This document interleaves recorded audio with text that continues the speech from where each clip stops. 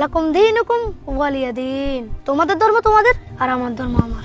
আমি আরো তোদের জন্য সন্দেশ প্রসাদ রাখছিলাম, আর তোরাও তোদের পূজায় আমাদের প্রতিপালক আল্লাহর সাথে শিরিক করিস, এই জন্য তোদের পূজায় আমাদের যাওয়া নিষেধ। তার মানে কি তোরা আমাদের ধর্মকে হিংসা করিস? নাহিদ, আব্দুর রহমান, দা দা কি রে, পূজার বন্ধ তো দিল। আজকে সন্ধ্যা থেকে আমাদের পূজার অনুষ্ঠান শুরু হবে, অনেক মজা করব। কিন্তু স্কুল বন্ধ হলে তো তোদের দেখা পাবো না, তাই মনটা খারাপ রে। আরে প্রদীপ, মন খারাপের কি আছে? মাত্র কয়টা দিনে তো। হ্যাঁ, নাহিদ তো ঠিকই বলছে, এক সপ্তাহ পরে তো আবার দেখা হবে। আচ্ছা, একটা কাজ করলে কেমন হয়? পূজাতে তোদের দাওয়াত রইলো, তোরা আমাদের বাড়িতে চলে আসিস, তোদেরকে নিয়ে অনেক মজা করব। আচ্ছা, তাই হবে, আমরাও যাবো তোদের পুজোতে। কি বলিস নাহিদ? আমি যেতে পারি কিনা শিউর না রে, আমার বড় ভাই মনে হয় না যেতে দিবে। আরে দিবে না কেন? তোরা তো পূজা করবি না, শুধু দেখবি। আরে দিবে দিবে, না দিলে তুই চুরি করে চলে আসিস, আমি রাস্তার মোড়ে তোর জন্য অপেক্ষা করব। আচ্ছা ঠিক আছে, তুই আমার জন্য অপেক্ষা করিস, আমি সময় মতো চলে আসবো। ওকে। নাহিদ, এত তাড়াহুড়ো করে কোথায় যাও? আমার একটা হিন্দু ক্লাসমেট আছে, আমাকে আর আব্দুর রহমানকে ওদের পূজাতে দাওয়াত দিছে। আচ্ছা আমরা সবাই যাব, মানে ওদের পূজা দেখতে যাবো আর কি। আচ্ছা নাহিদ, বলো তো পূজা কাদের উৎসব? হিন্দুদের হিন্দুদের। মুসলমানদের উৎসব কি কি? ঈদুল ফিতর আর ঈদুল আজহা। তোমার হিন্দু বন্ধু কি কখনো আমাদের ঈদুল আজহা আসছিল? না। তাহলে তুমি কেন তাদের উৎসবে যাবা? আমরা আমাদের কোরবানিতে যে গরু জবাই করি তাকে তারা কি বলে ডাকে জানো? জি জানি, মা বলে ডাকে। ওরা জানে ওদের মাকে জবাই করা হচ্ছে, তাই ওরা কোরবানিতে আসে না। আর তুমি জানো না পূজাতে ওরা আল্লাহর সাথে শিরক করে? তাহলে তোমরা কেন সেখানে যাবা?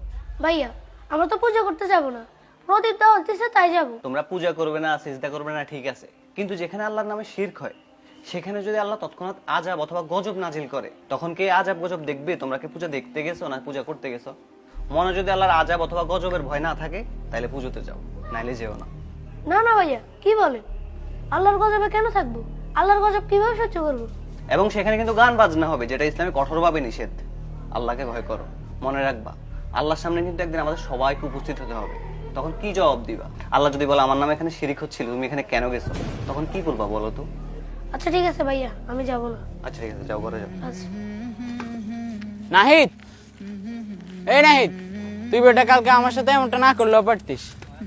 তুই আমাকে এতক্ষণ পর্যন্ত দাঁড় করায় রাখছস, আমি সন্ধ্যা পর্যন্ত তোর জন্য অপেক্ষা করছি। দোস্ত, আমার ভাই আমারে বুঝায় বলছে মুসলমানরা কেন পূজা যাওয়া নিষেধ। নিষেধ? কিন্তু কেন নিষেধ বলতো?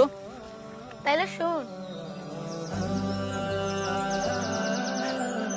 নাহিদ, আব্দুর রহমান, দাদা কি রে, তোরকে এত করে বললাম পূজা আসতে, তোর আসলি না কেন? প্রদীপ, সরি রে, আমাদের নিষেধ ছিল। কিসের নিষেধ? কে নিষেধ করছে? আমি আরো তোদের জন্য সন্দেশ, বিভিন্ন রকমের ফল প্রসাদ রাখছিলাম, তোরা আসবি, মজা করব, কিন্তু তোরা আসলি না, এটা হইলো? তা বল, কে মানা করছে আসতে না? আমাদের ধর্মে নিষেধ আছে রে। আমরা যেমন কোরবানি দিয়ে তোদের ধর্মের গুরুত্বপূর্ণ একটা পশুকে জবাই করি, এই জন্য তোরা আমাদের উৎসবে আসিস না। আর তোরাও তোদের পূজায় আমাদের প্রতিপালক আল্লাহর সাথে শিরিক করিস, এই জন্য তোদের পূজায় আমাদের যাওয়া নিষেধ। শিরিক? শিরিক আবার কি? আল্লাহর সাথে কাউকে মিলানোই হচ্ছে শিরিক। যেমন আল্লাহ ছাড়া অন্য কারো নিকট দোয়া করা, অন্য কারো নামে কোরবানি করা, মানত করা, এগুলোই শিরিক। আমরা তো আল্লাহর কাছে প্রার্থনাও করি না, আল্লাহর নামে কোরবানিও দিই না। তার মানে কি তোরা আমাদের ধর্মকে হিংসা করিস? আরে না না, হিংসা করবো কেন? আল্লাহ আমাদেরকে অন্য ধর্মকে হিংসা বা পালন করাতে বাধা দিতে নিষেধ করেছে। আর মহান আল্লাহ পবিত্র কোরআনে বলেন, লাকুম দীনুকুম ওয়ালিয়া দিন। তোমাদের ধর্ম তোমাদের আর আমার ধর্ম আমার। ও আচ্ছা, সুন্দর তো। লাকুম দিন, তারপর কি জানি? লাকুম দীনুকুম ওয়ালিয়া দিন। আধার হৃদয় জালো নূরের চেরা, মুছে দাও হৃদে যত কালিমা।